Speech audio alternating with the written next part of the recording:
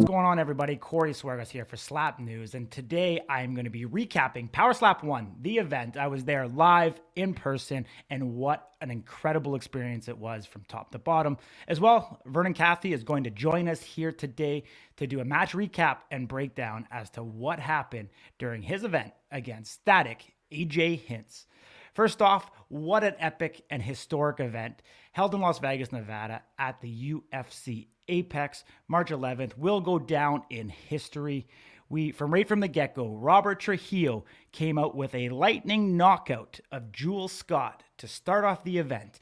One of the things that I got to say about being there live in person that is unique to Power Slap, that is very, very different from MMA or any other sporting event that I've ever been to, is that when you are sitting there in the audience, absolutely everybody is quiet. You could hear a pin drop before the actual strike takes place. And then as soon as that strike happens, everybody erupts. It is truly the cutting edge, sit on the edge of your seat action that the attention span of consumers want to see here today. The entire event went incredibly smooth. I was shocked. Being there in person, I didn't get to see the full brunt of the actual editing that they were doing on Rumble. And the production and the quality was absolutely amazing. All of the money that Dana and the team spent to be able to make this come to fruition was absolutely amazing. Quoted directly from Dana White, he spent $150,000 US dollars, that's like 250,000 Canadian, to actually put on the Thursday rehearsal to make sure that they get it right so that the quality of production that they bring for Power Slap 1 was top notch, and they certainly delivered that. It was great to see all the backstories. They went to AJ's hometown. They went to Vern's. We've seen some stuff with John Davis that they did in his hometown, trying to build that picture so you can understand the athlete behind competing on that stage. Overall, we've seen some big upsets. We've seen athletes that were the dogs on the betting line come through. I think the biggest of the night was Damien the Bell, upsetting Dwayne Crespo. Dwayne Crespo was favored going into the match.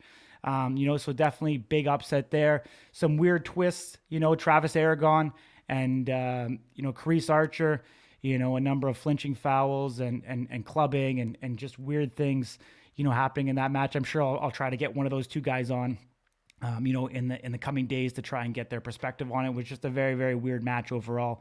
From a media standpoint, it was actually very, very difficult to, be able to initialize and, comprehend everything that was going on.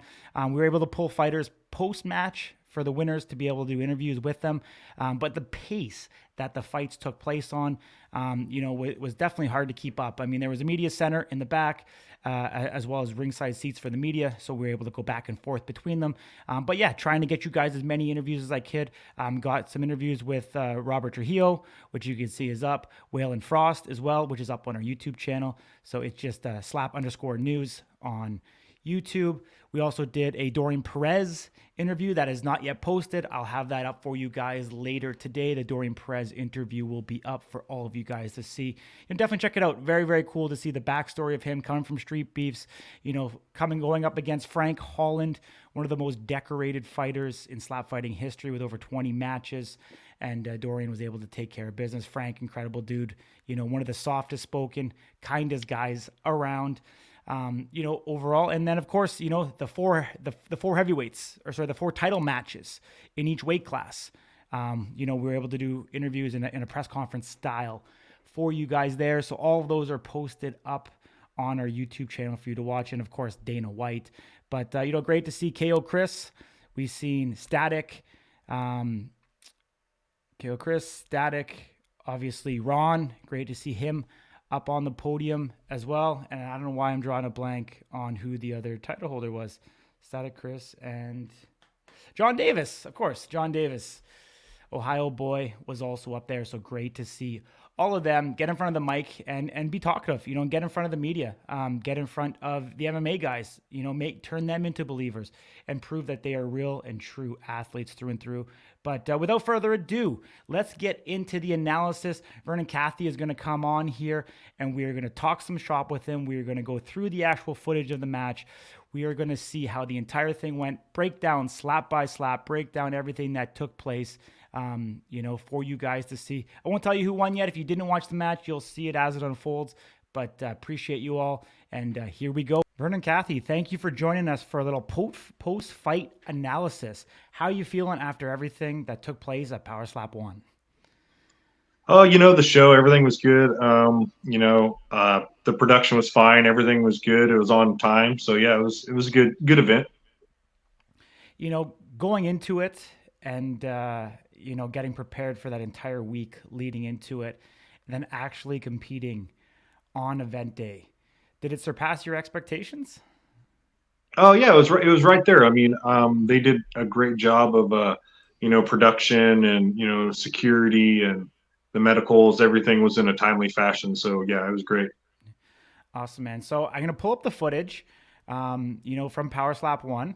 Want to do a quick recap, with it and kind of get your thoughts, get your feelings on how the entire thing went. So your actual walkout, I see that you're being very, very stern, very, very focused. What was kind of going through your head as you're coming up to the stage? I'm like I said, I've always said I'm really focused, and I just try to like I don't even look at the crowd or the audience or anything. So I didn't know how many people were there. I didn't know where my friends were sitting. So I'm always focused. So I actually really like the black jerseys. I'm actually kind of glad they went away with the gray ones. We see you Yes. coming up here. They seem to keep focusing on all the time about the impact power max, and then talking about the human force max. How much do you think those numbers actually play into the actual competition? I mean, a decent part. Yeah. I think, I mean, I hate to say it, but it's probably 50-50. I mean, there's people that always perform better on the day of. So, I mean, you got to take it with a grain of salt. Gotcha. Obviously they're talking about your Highland game experience, being able to help you prepare. They called it like the decathlon of strongman. Obviously, this is the opposite. This is, three slaps and done. So it's kind of the sprint of strongman, if you want to call it that. It's nice to see you show some emotion here. You seem to be a very reserved, you know, normal mechanic, regular guy. So nice to see you kind of get into it. I see you wiping down the mat. And so I actually thought in real time, I thought that was actually unique. What sparked you in that moment to want to grab that cloth and wipe down the red square? I actually do that in every match. They haven't edited they edit it so you don't see it. AJ did the same thing. You know, there's a there, we got powder on our hands, everything. So I just don't want to slip. So the main thing is I'm trying to get an accurate and no penalty. So I'm just cleaning it off so I stick really good. Hmm. In terms of the surface itself, I've heard that the stage was a lot softer this time around compared to December. Is that accurate? It felt that way, yeah. It felt real cushy when you're walking up there, yeah. Hmm. Well, like we noticed two fighters, went on stage. Darius the Destroyer being one of them with no shoes on. Do you think that is an advantage or disadvantage? I mean, both guys that didn't wear shoes ended up getting knocked out. So I'm not sure if we can draw I anything from that. But does your feet placement and potentially getting stable with that uneven or that soft surface play at all? Yeah, I mean it's a little different. I mean I was knocked out right away and then came to, Hmm. so I can't speak on that aspect. But for Darius, he always goes with no shoes. Like he's never competed with shoes on, so it'd be different for him to go the other way. And then Carice, I don't know what he was doing because he's never done that. So Hmm. it's a double edged sword there. One guy has prepared for it, and the other guy didn't. So Yeah. So here, the tail of the tape, pretty well, evenly matched, other than the height. We've got you at 5'11", and we've got AJ at 5'8". Looking at the height advantage of 3 inches, do you think that's a true advantage or disadvantage? I'd say it's a disadvantage. To be taller? Yeah, they could change Yeah, the trajectory of your strike. yeah, yep. Okay, and then as we can see here, obviously you are the favorite in this match at a minus 260 and a plus 200 dog on AJ. your record 2-0. We didn't see you hit previously before this, and AJ obviously had 2 additional matches, kind of going in. Since it's so young, I mean, obviously some of the experience, I mean, the more experience you can get, the better, but also you've preserved yourself by not taking any impact as well. So I think there's probably some pros and cons going into that. So I'll keep playing this here, as it kind of goes in. Let's see where we're at here.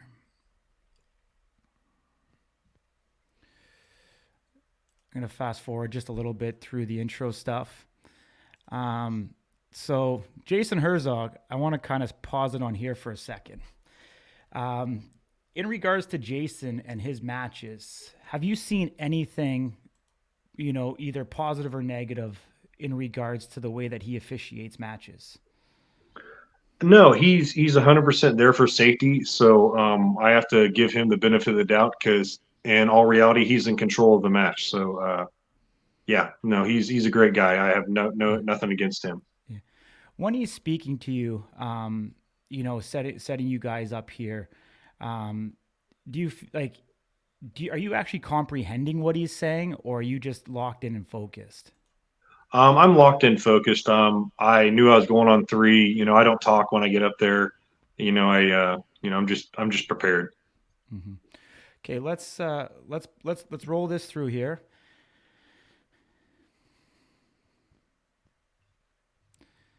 There we go. So you have a very compact swing, very, very minimal parts moving. When you hit him there, what did you think? And you see right there?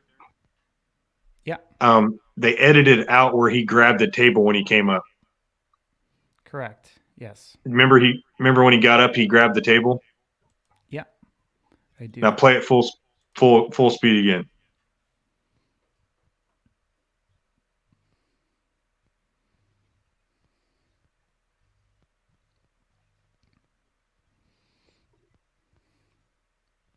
Okay, he grabs it. Nope, I guess they didn't. They showed it. I just didn't see it. But right there, he grabbed it and he walked away. But mm-hmm.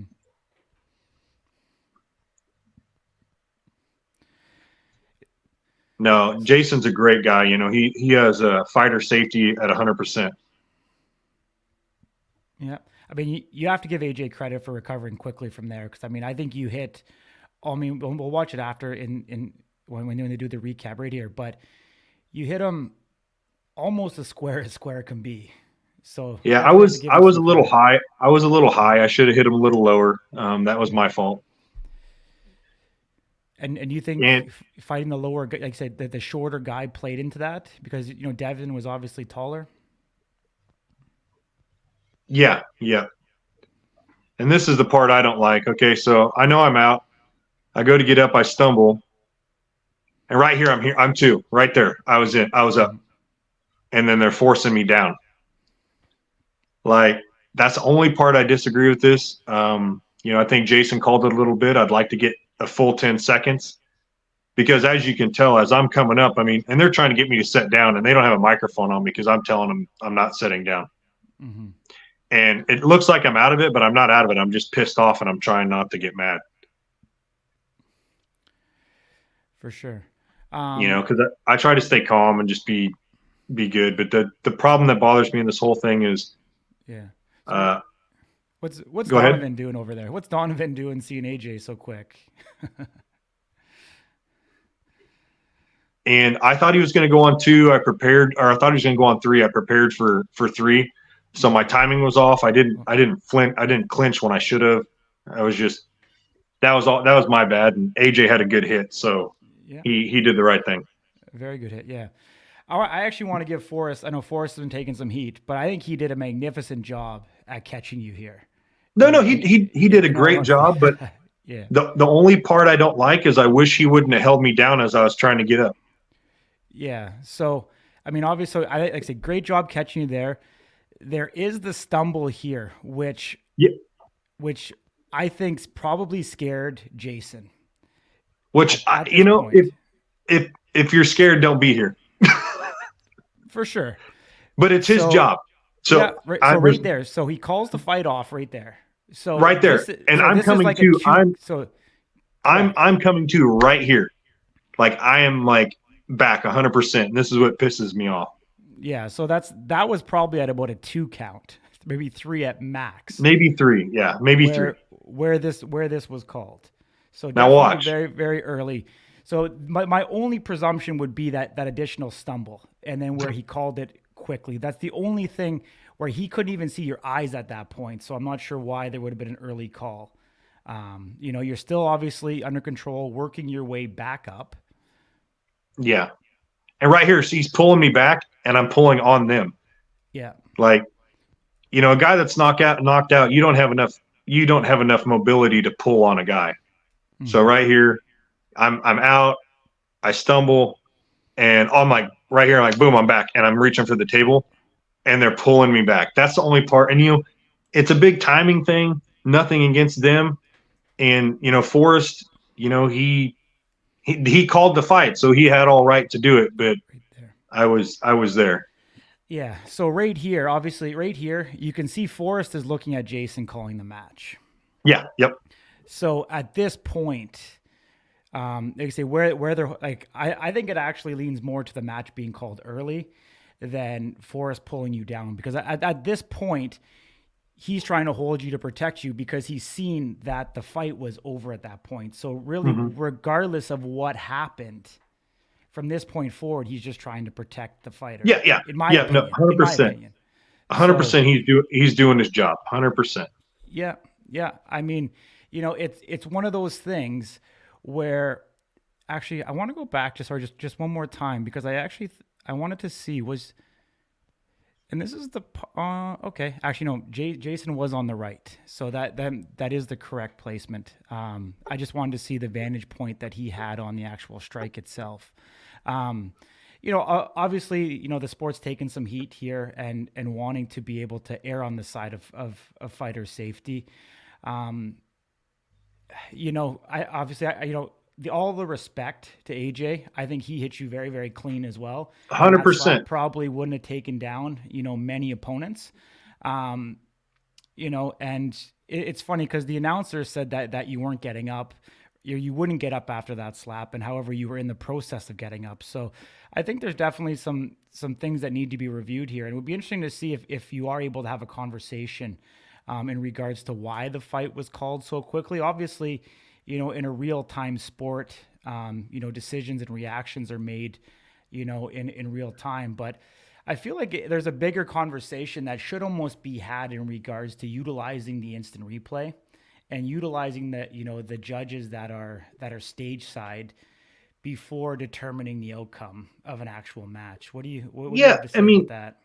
the only thing I have is if you watched all the other matches and you've watched matches before, Hmm. um, people are stumbling around, they're getting up. I mean, even Darius's match, I mean, that dude was stumbling all over the place, and they Hmm. finally let him get up. Um, Nothing against Jason, nothing against Forrest, nothing against any of them. They're doing their job, and you always have to lean on the side of caution. So I'm fine with it. I just want people to know I was back. That's all I want. You know. Yeah. Yeah, and I mean, right afterwards, you did a massive jump on stage because they weren't going to let you stand beside AJ when they were giving him, the honorable mention of winning. So I think that was impressive. And then just for anybody who I didn't hear your previous comments, what did you do in front of the doctors and the medicals backstage? Actually, Jesus and Azael were there. I did a roundhouse to a backflip to prove that I was okay. Hmm. Amazing. So did they medically suspend you at all? Yeah, I got a 40-day suspension, which is I'm fine with. The only thing is, I wish see how they scroll over to AJ, Yeah. and I mean, you were there. You saw me raising my one foot, touching my nose. Like Hmm. I don't know. But good sportsmanship here. Obviously, I think you've been a good sport the entire time. Throughout this entire process. Do you think that this match with being stopped early can be ran back right away at Power Slap 2? I mean, I hope so. I mean, I think we'd get a lot of heat for it, but you do what the people want. Sometimes you don't. They don't want to see it go. People separate right away if they didn't think it was a good decision. They want to roll it back. So I'd love to, and I know AJ would, um, but obviously it's up to the commission and up to Dana and Hunter and Frank. But I'd love to do it again. And the only thing I would ask is, no matter what, count me to 10 seconds. Like that's all I ask for. Mm-hmm. If we're not going to have if we're not going to be able to count all the way to 10, then don't even have 10. Yeah, I agree. Um, if it's not AJ, who do you want next? You know, I I don't know who would be next. I mean, I don't know. I haven't even looked at the rankings. I think I'm ranked number two. I'm assuming I'm ranked number two. Um, I honestly I don't know. Whoever they put in front of me, I'll be more prepared this time, and I'll make sure I'm tensed at the right time. I just it was a good match for AJ, and I'm proud of him. So we'll just go wherever they need me to go. Awesome. Last question, reflecting back on the entire experience, is there anything that you hope they change or address going into the second event? You know, there's a lot of things on like clubbing and stepping. I didn't hit AJ with everything I had because I was afraid of getting a penalty, and my hand was a little high, so I could have got a penalty there. It was close. But I mean, because you saw my other slaps how I followed through and everything, and I was just worried about lifting my feet, so I tried to back it off some. And I've said that in multiple interviews before that I'm gonna back it off because I just don't think I can be within the rules and hit anyone hard like that. But they're kind of gonna make me throw the rules out the window on this next one and just give her hell. So we're gonna see. Yeah. I'm not saying I The, shouldn't say throw the rules out the window. Go as hard as I can within the rules and not back off. mhm.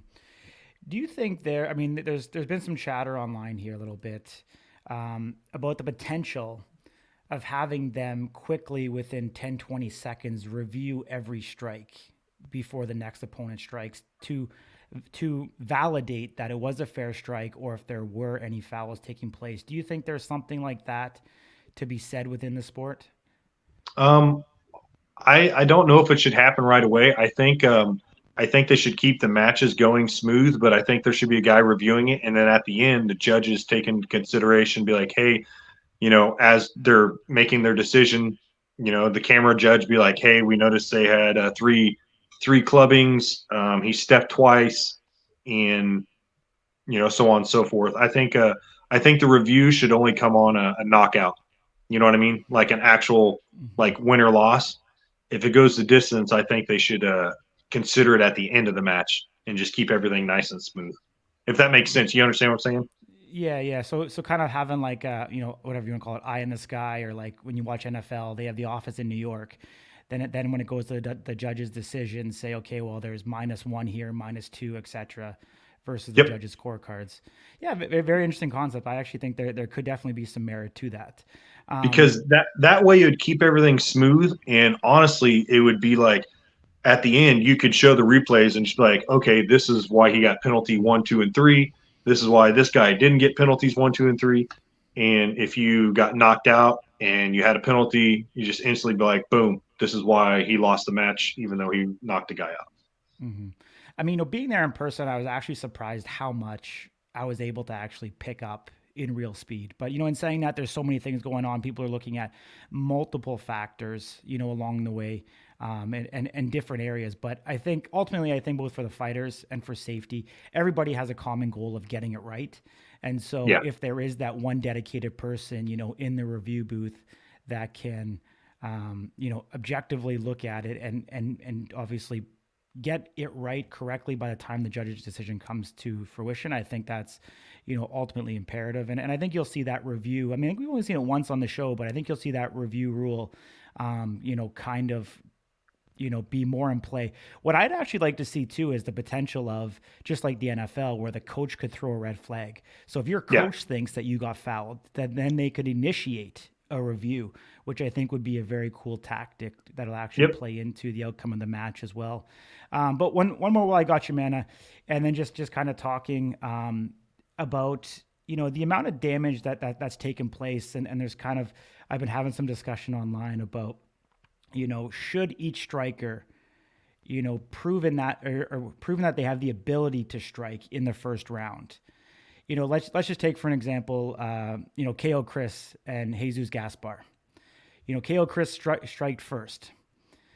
Jesus may not have been able to take a second strike, but if he was able to come to and be well enough to strike Chris. So what I'm saying is Yeah, I having gotcha. a certain amount of damage that someone can give a strike versus the amount of damage that someone can take a strike. Do you think, whether we're taking some of that coin toss out of it, where each striker, should he be, medically able to give a strike, be able to go 1-1? And if that point Jesus is not able to continue, then go to say a judge's decision based off the amount of damage that was done on each athlete. Like, what do you think about that sentiment? I see it, but it's going to take away the suspense that people are wanting. Mm-hmm. It'll bring it back to the athletes, but it's taking it away from the spectator. Mm-hmm. But as an athlete, let's just say the roles were reversed here, and Ayjay won the coin toss, and it played out as it was. Would you have liked to had that second opportunity to potentially, go against Ayjay and still have the opportunity to win?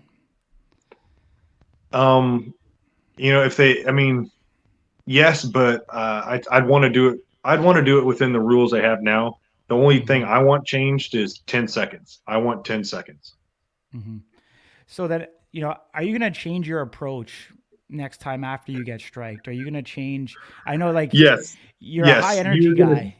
You're gonna see a totally different person. I am not gonna, be calm. I'm not gonna slow down. Like, it's not gonna, you'll see a different person. Mm-hmm. Hey, I hate to cut this short, but for some reason I don't have my charger with me, so my phone's dying. So all good, Vern. I appreciate it. All the very best, my man. I appreciate you, and we'll get you back soon. yeah, and like I said, everyone just Jason did his job, Forrest did his job, Ayjay did a great job. The only thing I want is 10 seconds. I want a full 10 seconds. So. Awesome, Vern. Have a great rest of your day, man. Appreciate it. All right. Thank you, guys, and thanks for watching.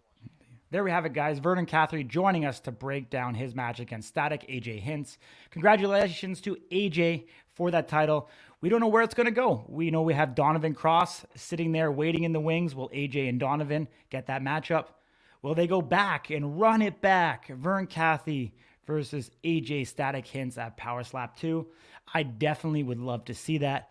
But there's one other interesting and unique potential matchup for Ayjay, is in what if Power Slap, Nebraska Power Slap, wanted to make an instant impact for Power Slap 2 and put on the first cross between Wolverine and Ayjay Hintz, having Wolverine come down to 205. In the post-fight interview, he expressed interest that he would like to defend his belt a couple times at heavyweight and then drop down to the light heavy. But could they make it happen? Could they grab that excitement of both of these athletes being title holders and make it happen at Power Slap 2? It would be absolutely amazing to see Wolverine and Ayjay go at it. If it's not Vernon, I would definitely love to see the Wolverine. There'd be so much hype, so much anticipation around that. It would be something that would be epic. Keep going on with everything that's happening here. Power Slap is going to continue to have more and more information drop. They announced that they have the exclusive partner with Rumble for 8 events over the next 2 years. And they've also announced that season 2 will be at Abu Dhabi for Road to the Title, which is awesome, seeing all of that come to fruition. I know Dana White's working very, very hard to make all this happen. And I have no doubt that we're going to get more news coming out. We're going to get matches coming forward. Here at Slap News, we want to be bringing you guys original content. We're bringing you interviews. We'll be bringing you preview shows. We just launched a brand new feature called Future Watch. So check it out. Corey Corbin, the first one. We were there on the grounds interviewing the second wave of Power Slap strikers. So check out the Future Watch. And we're looking forward to bringing you guys a lot of different stuff. We want to start live streaming as well. But you can follow us, subscribe to us here on YouTube if you can, so that you get the notifications for all the new content that we are dropping. Otherwise, wherever we are on Instagram, Twitter, TikTok, check us out on those platforms with all of the with all the videos that we're dropping there. Join the conversation. We love hearing comments. So either comment below in some of the information that you'd like to hear on upcoming videos. Anybody that you want us to interview, please feel free. You can reach out to us, connect with us via DM on Instagram. Appreciate you all. Love you guys. Corey Swargas here for Slap News.